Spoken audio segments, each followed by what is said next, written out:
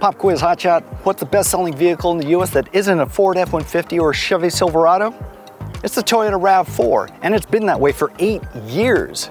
Goes without saying, there's a lot of pressure for the next generation, and here it is, the 2026 6th generation Toyota RAV4. Now before we get into this preview, do us a favor, hit those like and subscribe buttons below to get all of our latest content. Now there are huge changes in store for this RAV4. First and foremost, it's all electrified as either a hybrid or plug-in hybrid. And then there's the styling. Boy, is it an improvement, or at least I think it's an improvement. It's adopting Toyota's new hammerhead style with this split running light here. Unlike the sleeker CHR and BZ, this one has a more upright look that gives it more of an SUV presence. In a somewhat unexpected move, the RAV4 gets a more athletic version. This new GR Sport isn't just an appearance package either. It's going to only be available as the plug-in hybrid with all-wheel drive, and you get a sportier suspension, sharper steering, a stiffer body, wide summer tires, and 20-inch wheels. Up front we have this massive matrix grille and front and rear spoilers to give it that real racy look. In addition to the new GR Sport, we also get a new Woodland model, which is geared more towards off-roading. It's going to be offered as a hybrid or plug-in hybrid and comes standard with all-wheel drive. Now the big difference here styling-wise is it has this bigger hammerhead peak that gives it a more rugged appearance. And there's also this split grille that sort of reminds me of the Tacoma and Tundra and the new 4Runner with these beveled cuts in there. Also in here are these rigid LED lights that'll light up the trail for you at night. This RAV4 Woodland also rides about a ½ inch taller, but not from the suspension, but because of these all-terrain tires. And also up top, we have raised roof rails. Now around back, we have these distinctive segmented taillights that should have a lot of presence at night. And here at the bottom, it's not actually quite a hitch, but it's their activity mount. And if it's consistent with other Toyota mounts, you can have about 200 pounds of weight back here, so you should easily pull all your mountain bikes. Now, this initial hybrid powertrain gets a 2.5-liter 4-cylinder gas engine with all the hybrid components. Combined, they produce 236 horsepower, which is up from the previous 219 horsepower. If you go for front-wheel drive, that drops at 225 horsepower, but that's still more than the previous internal combustion engine. As a side note, this is the first front-wheel drive hybrid RAV4. Now, if you opt for the plug-in hybrid, it's all-wheel drive as standard because you get 2 electric motors that combine for 320 horsepower, which is 18 horsepower more than the previous. You also get 50 miles of EV range, which is up from 42 in the previous plug-in.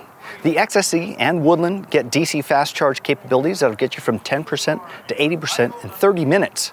Others get the CCS port, which is kind of more common, and it maxes out at 11 kilowatts. Properly equipped, the RAV4 can tow up to 3,500 pounds. The front-wheel drive and LE all-wheel drive, they max out at 1,750 pounds.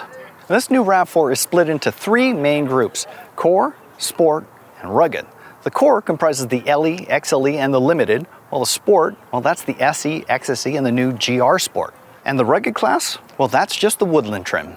As expected, this new RAV4's interior is completely revamped as well. If you look at this dashboard, it's nice and horizontal, giving you a greater sense of space. And you have this massive touchscreen here and a standard digital instrument panel. I also like how they moved these drive modes to this section right here on either side of the center stack.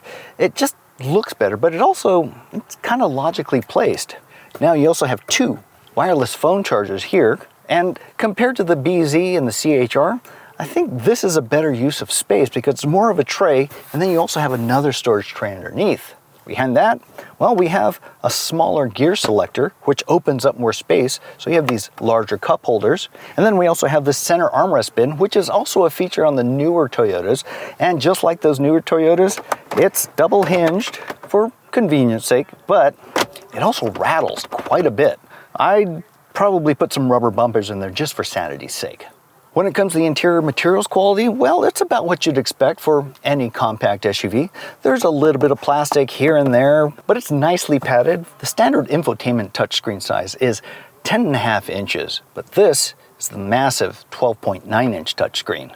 And the entire system runs on Toyota's new Arene software, which controls both infotainment and the safety systems. The system is capable of over-the-air updates, which assures that your system's always going to be up to date, and you can always add some features later. Now this new infotainment system has a nice home button that's always going to be at the bottom and center, but there are also some physical buttons here for quick adjustments for temperature and a physical knob for volume. Now this 12.3-inch digital instrument panel is standard on all models, and if you go for the XSE or the limited trims, you get a head-up display as well. I like where they're placed so much that I probably wouldn't need that head-up display because everything is right in my driver's sight line. The standard audio for the RAV4 is a 6-speaker Toyota system, but there is a 9-speaker JBL premium system that's available. Wireless CarPlay and Android Auto are also standard. When it comes to seat comfort, well, the driver's seat feels just a little bit flat, but it has good cushioning, so it should be comfortable for long drives. When it comes to upholstery, well, you can get either fabric or this Softex synthetic leather. Here in the back seat, I have plenty of room, and that's pretty good for a compact SUV. I have plenty of leg room and space under the front seat for my feet, and I have plenty of headroom, and that's even with this huge panoramic sunroof that really opens things up back here and gives it a nice airier feeling. Unlike some other compact SUVs, the materials quality back here is as nice as the front, with padded materials where you need them, instead of the hard plastic stuff, which is a little more durable with kids and pets. Down here in the center console, we have heated outboard seats in this top trim, as well as 2 USB-C ports. There's also 2 additional air vents down there, but no separate climate controls. And then here in the center, I have this nice padded armrest with 2 moderately sized cup holders. And we don't have cargo specs just yet, but judging from what I'm seeing here, you should have no problem squeezing all of your gear back here. Now, I think Toyota could have improved things just a little bit by adding some hooks for your grocery bags, but otherwise, yeah, it should do the job just fine. Thankfully, the rear seat backs fold flat with the cargo floor, so it should make it easier to load bulkier items. It goes without saying that the RAV4 is the most important vehicle in Toyota's lineup. If you ask me, they knocked it out of the park with this one. Pricing hasn't been announced just yet, but we should have that closer to the end of 2025 when it goes on sale. And that begs the question, do you go for the RAV4 or maybe the Honda CR-V or Mazda CX-50? If you do go for the RAV4, do you stick with the core models, go for the GR Sport, or maybe the outdoorsy Woodland? Let us know what you do in the comments below. As always, thanks for watching, and don't forget to hit those like and subscribe buttons to get all of our latest reviews.